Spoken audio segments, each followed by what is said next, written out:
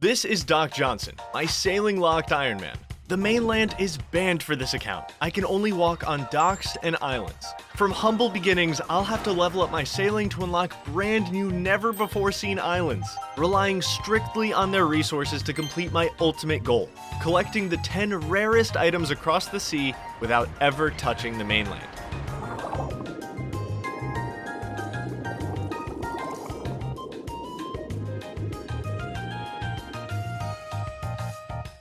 It's been a long time coming, but I finally own the biggest boat in RuneScape, the sloop. And in a beautiful turn of events, the game chose a completely random name for my boat that landed on the Reeking Cannon, officially adding it to my collection of ships that smell horribly. Owning a sloop is a massive game changer for me though. I have way more facility slots that I have been patiently waiting to make use of. And after cleaning 2,700 Barracuda salvage, I have a ton of teak planks ready to upgrade this thing to my dream boat. But later in the video, I'll have to tell you about the nightmare grind that I have on the horizon. It's not gonna be easy, but in the meantime, let's give the Reeking Cannon a makeover.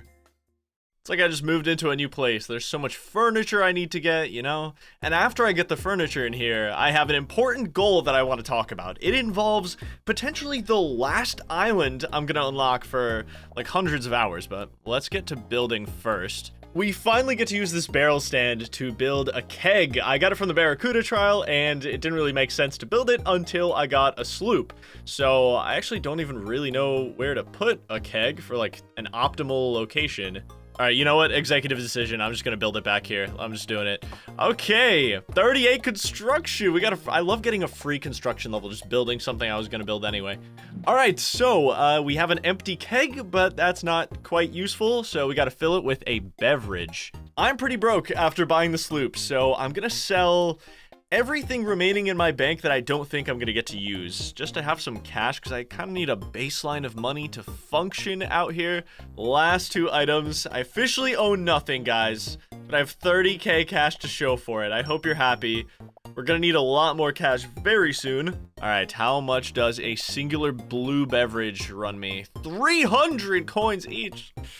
Okay, I need 25 of these to fill the keg. 7,500 coin investment here. These are worth every penny, honestly. Let's pour all of these into the keg, and boom, we now have a permanent keg of Whirlpool Surprise on the boat, which gives us multiple passive buffs. So you might see here, it gives my entire crew a minimum of 2 deckhandiness and 2 helmsmanship. Crewmates are about to be a lot more important now that I have a bigger boat, so you should probably know that they have stats of their own. Deckhandiness, helmsmanship, and privateering. To put it really simply, deckhandiness is realistically the only one that matters. It determines what salvaging hooks your crewmates are able to use, how much XP they get per salvage they fish up. Helmsmanship allows your crewmate to steer your boat, and privateering allows them to use different levels of cannons. But the most important crewmate stat is deckhandiness, and that's exactly what this keg is increasing, which means every piece of salvage that my crewmates get for me, I'll get 20% of the XP instead of 10%. And with the tens of thousands of salvage I have ahead of me, that's gonna make a pretty big dent.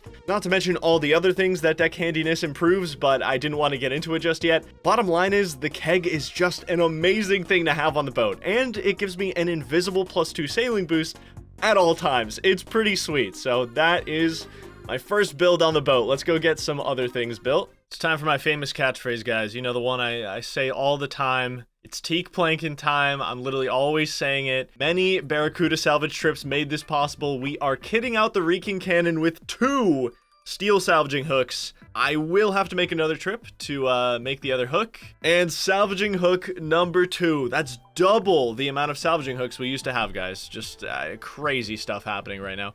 Only 2 things left for the time being. Better cargo hold and the salvaging station. I'm gonna do an oak cargo hold for now because I may want to save my teak planks for cannons. I'm not completely sure yet. Oak will be enough for a little while. And last but not least, a brand new salvaging station, another 4 teak planks invested, and look at that, the Reeking Cannon is looking a lot better. We can work with this. That's all the facilities built for now, but we still have a couple problems. I gotta upgrade the core boat parts. Just got 38 smithing while restocking some iron bars. We take it. I'm gonna need at least an iron helm so I can sail across rapids. So let's lock that in. And last thing we really need is a sails upgrade. Can't cross stormy waters just yet. I gotta say, the sloop is kind of the most immersive boat in the entire sailing experience, and the reason for that is I can't afford to transport it to different docks. Like, I used to do it with the Foul Oyster all the time. If I needed it at a certain dock, I would just pay to have it recovered to that dock. But doing that with a sloop costs 50,000 coins. I cannot afford that under any means, so you kind of have to sail everywhere with the sloop if you want to transport it somewhere, which is both fun, but also it can be a lot slower to get certain tasks done. That also means that ship upgrades are a lot more important on the sloop. You want to be able to sail fast and be able to sail through everything. Hemp harvest number 2, we need as much as we can get. We got 9 last time, and we beat the record by 1. Okay, we got exactly 10. Not bad. Still stacking up hemp for the much better sail upgrades we have coming up. I can't stop making pies. Well, 40 cooking off the garden. Oh my god, why do I always burn these no matter what, dude. I could be 99 cooking, I'll find a way to burn these. It just always happens. You know what's great about the keg is you can fill it with any drink you want whenever you want, which is why I just filled it with today's sponsor, AG1.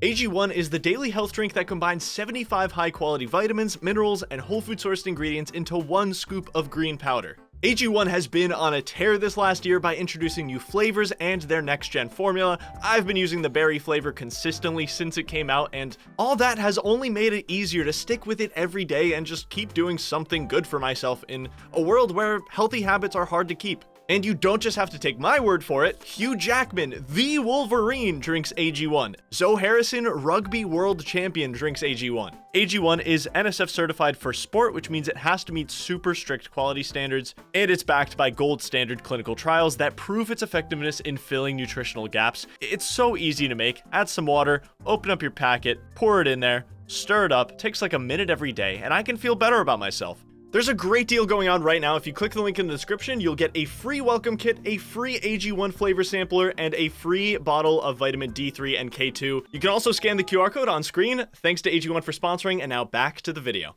Alright guys, listen up. Here's the plan. I'm gonna make this entire inventory of flax into linen at first, because I'm gonna need some temporary oak sails for what I'm trying to do here. Alright, there we go. Plenty of linen to last. I don't think I'll ever need to make linen again on this account. Okay, another 20 minutes have gone by, so we're gonna take our hemp to the spinning wheel now. This is the life of an island man. I can only use this spinning wheel once every 20 minutes, and it takes 3 minutes to run to. Spinning wheel situation is crazy, like, that's all I'll say. First time seeing hemp yarn. I mean, we grinded for this view. This is what it's all about. Looks exactly like the linen one, but brown. Okay, the hemp yarn turned into 8 bolts of canvas, which isn't enough for a sails upgrade on the sloop just yet, but we are gonna keep farming. I'm just gonna build the oak sails for now. We can get mahogany once we get the hemp going, but for now, I just need to be able to get through stormy waters. It's time to get started on my big goal for the episode. Let me tell you all about it. I've unlocked 19 total islands on this account, 4 of which I haven't visited yet. I'm gonna be doing that very soon, but my focus is really on unlocking island number 20. Deepfin Point, easily the most useful island we'll access throughout the rest of this account's lifetime, and it's only 3 sailing levels away. That being said, it's also the last island I'll be unlocking for hundreds of hours. There's still 7 more islands after Deepfin Point that I could eventually get to, but 2 of them are 1,500 hours away because I need 51 Slayer, and the rest of them require my boat to have either an adamant keel or adamant helm, which are kind of absolute monstrosities to grind, and I'll go into it later, but honestly all you have to know is that Deepfin Point just makes everything easier. The facilities there not only make that adamant helm and keel so much easier, but everything on Johnson's Most Wanted kind of gets easier with unlocking Deepfin Point, which makes 67 sailing the most important thing to be going for right now. I am taking my newly upgraded boat over to a brand new salvage. We're gonna check out Pirate Salvage. We unlocked it recently, and it's been a long time since I've gotten a new salvage, so I'm super excited to check out the loot table, and obviously we are there for XP as well, but there's a lot of cool things on that drop table, and one that really stands out. This is our first chance to get an item off Johnson's Most Wanted in hundreds of hours. The last one we got was so early on the account. It was the Sailor's Amulet, but we can get the Dragon Cannonball here. That would be the second item off the list, so that is very exciting to me. It's been a long time since we've made visible progress there, so I'm very excited, but it is 1 in 3,000, so okay, let's temper expectations, but I'm still excited. Oh, no way, I've never seen a T crate on this account yet. Okay, so these crates are gonna have a serious future on this account, by the way.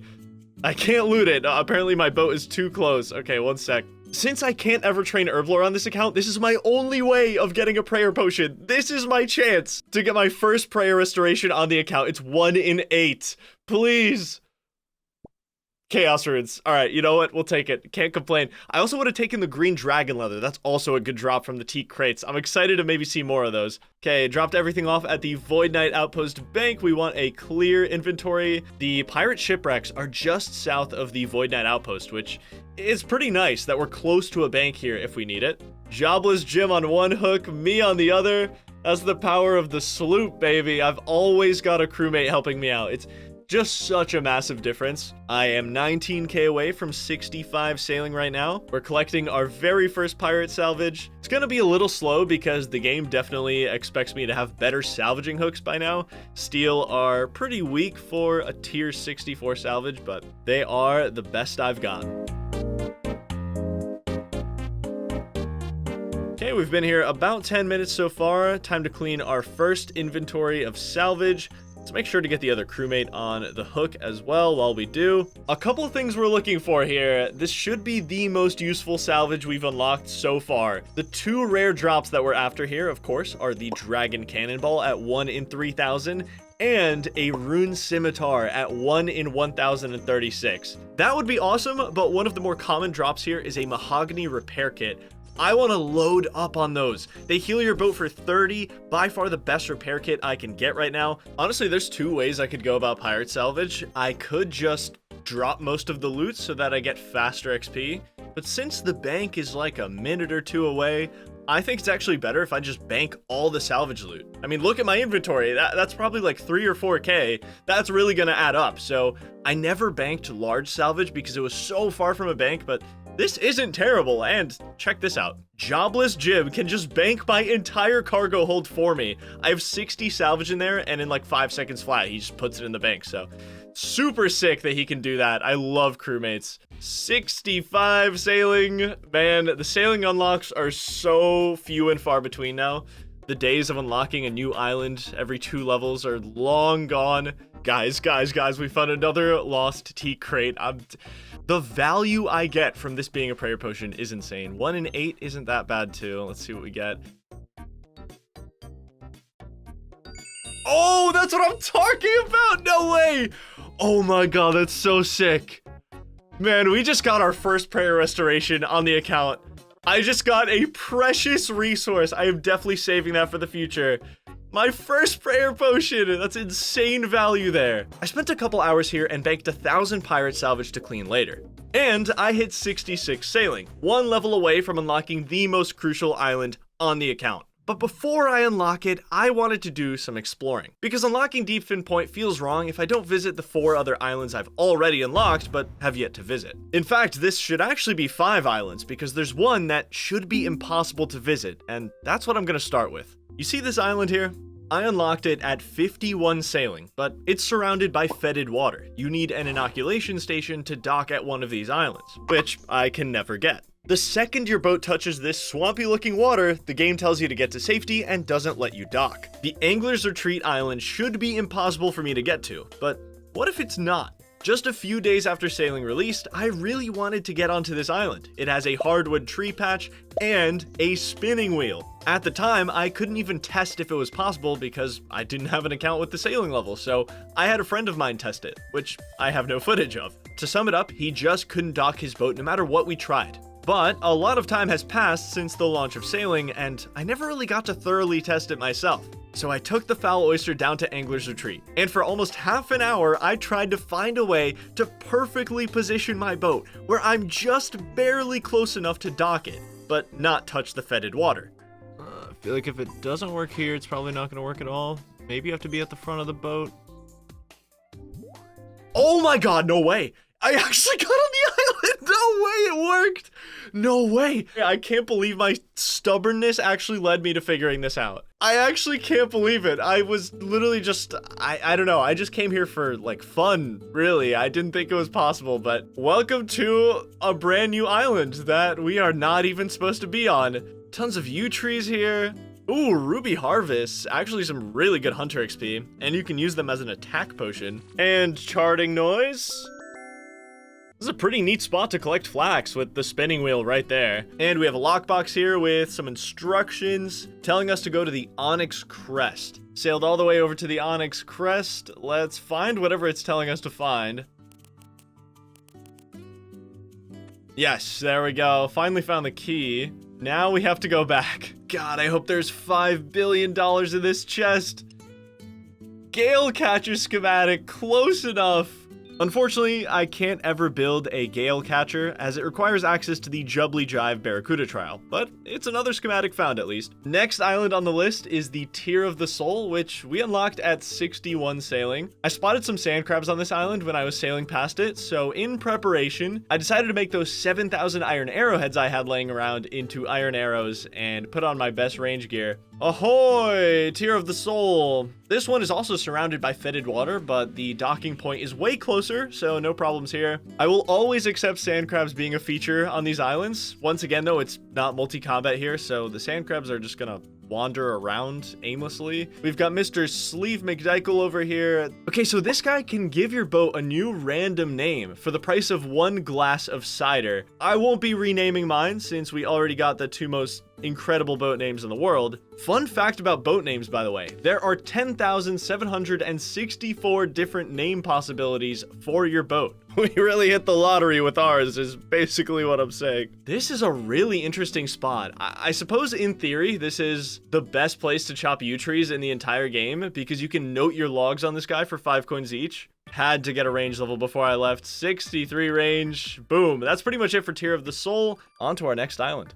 Island number 3, the Isle of Bones. We unlocked this back at 56 sailing. It's such a tiny little island. Looks like we've got a bunch of, well, I mean, it is the Isle of Bones, so, you know, big bone spawns. Makes sense. And maybe a safe spot for these skeletons. Not sure how exactly that'll be useful. I don't even think these guys drop anything good, but I could be wrong. Investigate Cauldron. Oh, we got another medallion fragment. 3 out of 8 now. God, I love collecting things, guys. Like, I'm just gonna say it. And this is a charting activity from a meteorologist. I haven't gotten into weather charting just yet. I want to wait until I have every charting method unlocked before I just do all my charting in one go. So that's the plan. A while back, we also got instructions to find something on this island. I think it was from Shimmering Atoll. And there it is. Okay, we got another key. That's what I was looking for. We've got to take this back to the Shimmering Atoll.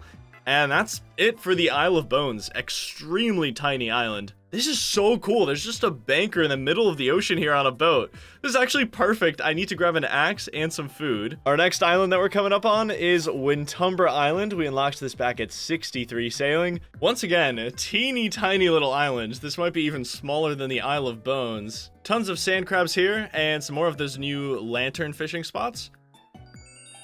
Hey, okay, back-to-back fragment finds. We're technically halfway there now. 4 medallion fragments out of 8. We also unlocked the crab dance emote, which definitely makes this a crucial island for me. Time for the last island before Deepfin Point. Island number 19, the Crown Jewel, which we unlocked most recently at 64 sailing. Very nice hunter training spot here. It's rainbow crabs, which is like 77 hunter, but super fast XP in the future, so very cool to have access to. We got another lockbox over here, another scroll. I've got too many of these, bro.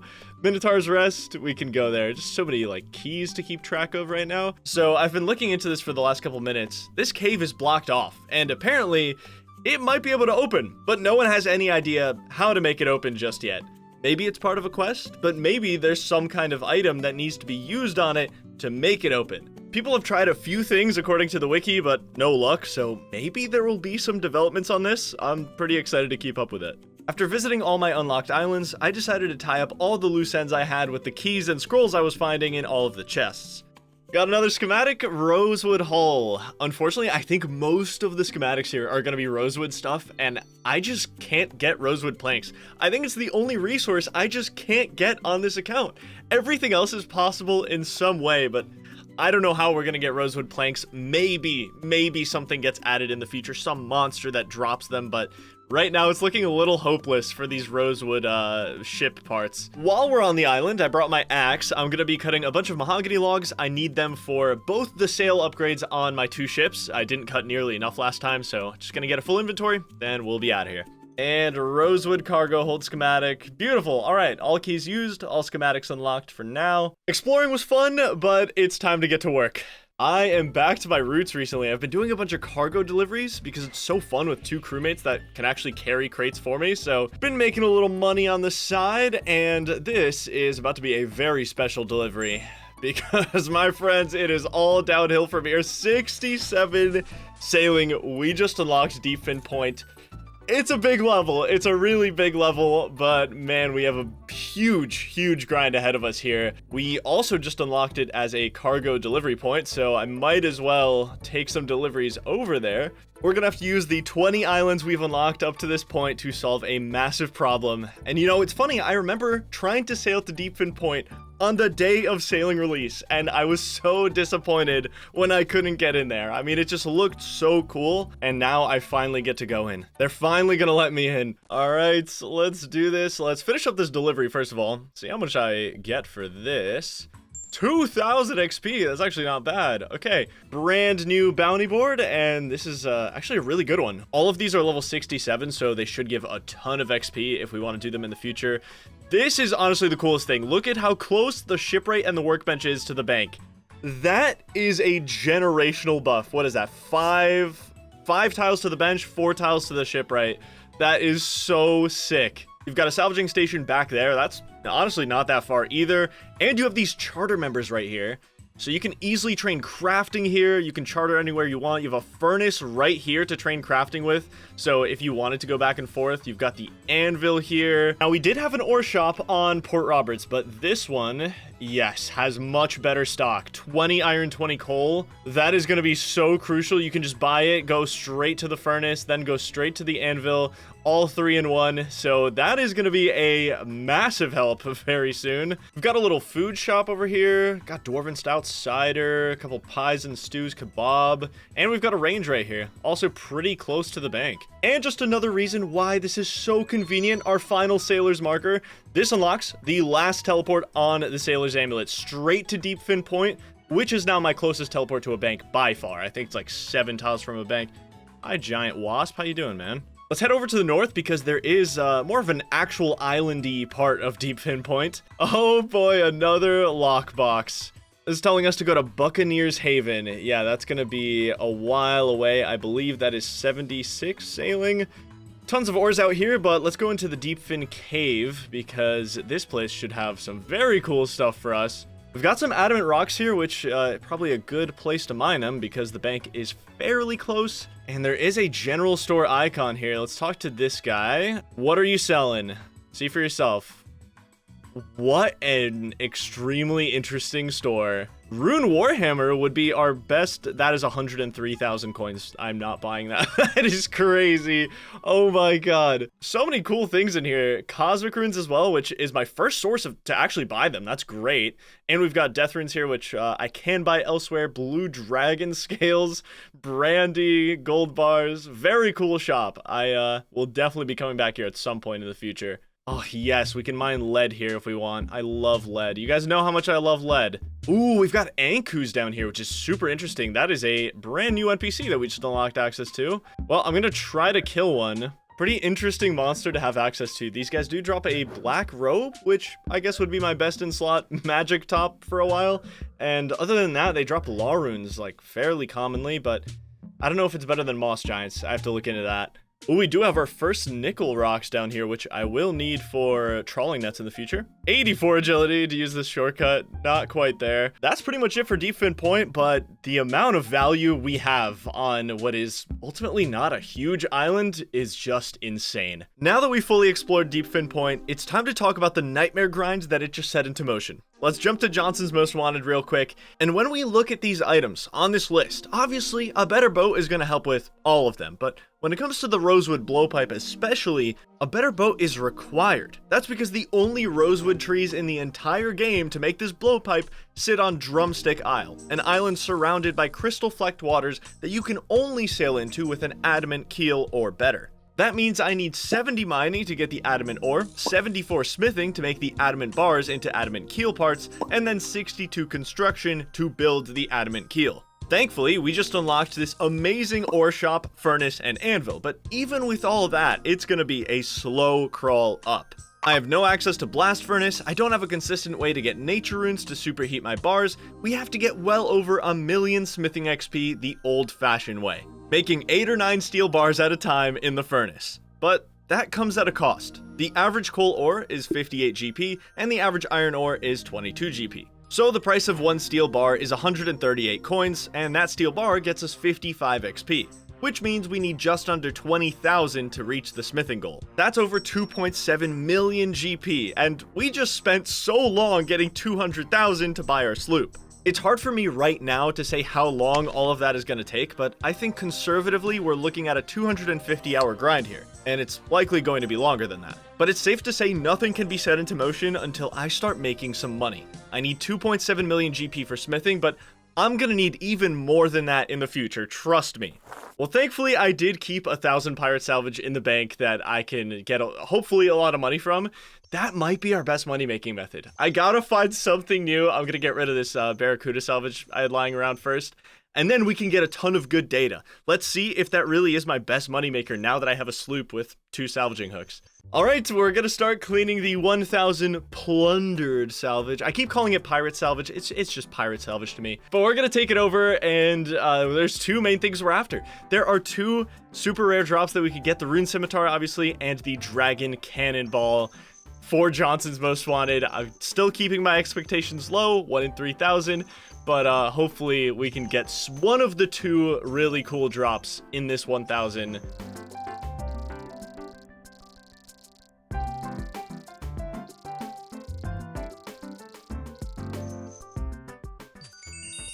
No way! Oh my god. We actually hit it. No way. 1 in 3,000. We got another item. It's been over 200 hours since the last time we turned something green on this most wanted list, and we finally get to do it again. Damn, that feels good. Well, now it's really gonna take a long time before we get something else. Yeah, I still have 800 salvage left, so that was in the first 200 that I managed to hit that. That's insane luck. Oh, no way! I literally didn't even notice it right away. That's so funny. I got both of the things. I got both of the rare drops. I can't even wear this thing just yet. Wow, I've only cleaned like 500 salvage too. I am on a generational run right now. Now we're just hoping for as many mahogany repair kits as possible and the most expensive drops we can find. All right, you are looking at the final inventory of salvage. Took a little longer to clean it all than I thought. Now for the very important part, let's grab all the loot we got and see how much money we get for it. This is crucial. Gonna take a while to sell all this for the maximum amount. I'm gonna sell a few of each thing per world, and afterwards we can take a look at the numbers, see how good the GP per hour is. This could be a breakthrough. Okay, so the final number is 489k, although 9k of that was already in my bank, so 480k even. It took about 3 hours to collect the salvage and bank all of it, 1 hour to clean it all, and about 25 minutes to sell all of it. 480,000 GP divided by 270 minutes gives us an average profit of about 110,000 GP per hour. I think it's safe to say we just found our new best money-making method on the account, and I'm happy it's one that also gives us sailing XP. So I am going to immediately spend this cash. I want to start doing some smithing. I just want to learn kind of what I'm up against here. I want to optimize a couple things, so let's get it started and see how it goes. So we buy 9 iron, and then we just fill the rest of our inventory with coal, run over to the furnace, and this is definitely the slowest part of this entire process, is just making these bars. very, very slow. This adamant keel grind is going to be like this last wall that I need to break down before I just have no restrictions on where I can go in the sea. So it's such a big priority for me now. There's definitely a couple questions to ask here when we're trying to get through this the fastest way possible. Like, should I be making iron bars instead of steel? The main problem with iron is that you only have a 50% chance to smelt it in the furnace, so I would basically need like 80,000 iron ore to hit the goal instead of, 20,000 steel bars. That's a pretty big difference, and I would be making a worse output. I would be making iron arrowheads instead of steel. Right now, I just need to figure out the best possible way to get through this. Short-term goal for now, 55 smithing. That's going to get me a mithril keel upgrade on both of my boats. We're going to be doing some very particular high-level sea combat very soon, so I want to prepare for that. This is how we do it. First smithing level at Deepfin Point 39. We have begun a very, very long journey. 41 smithing, 43 smithing. I've never seen the number 44. 46 smithing. Gotta keep you guys on your toes. You're expecting 45. 47 smithing, 48 smithing. We have officially unlocked every single steel item in the smithing catalog, I guess you could call it, which I might make some steel plate bodies because it would recoup some of my money from what I'm spending here. And 49. I have finally gotten a pretty accurate idea of the XP per hour, I think. Looks like you can get right around 19,000 XP per hour making steel bars like this, which isn't too bad, honestly. Just for fun, now that we are 49 smithing, I have these 3 mithril ores I've kept in my bank since super early on the account, and there's a very conveniently placed dwarven stout spawn here in this house, so we can boost up our smithing and make the very first mithril bars on the account. Can't even really turn them into anything useful just yet, but it's nice to see. And the big 50, we no longer have to boost now to make mithril, and it's not really worth it for me to make mithril for XP either, so we're just going straight to 55.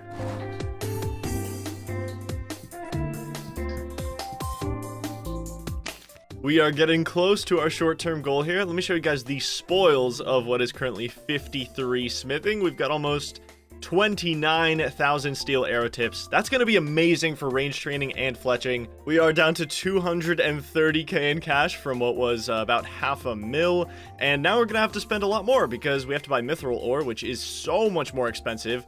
I'm not even going to be using it for XP or anything, but I need about 500 mithril bars to make all the ship upgrades that I want to make now that I'm higher smithing. Mithril bars are like 416 coins each versus the 130-ish for steel, so 3 times more expensive, and yeah, I just need to stock up.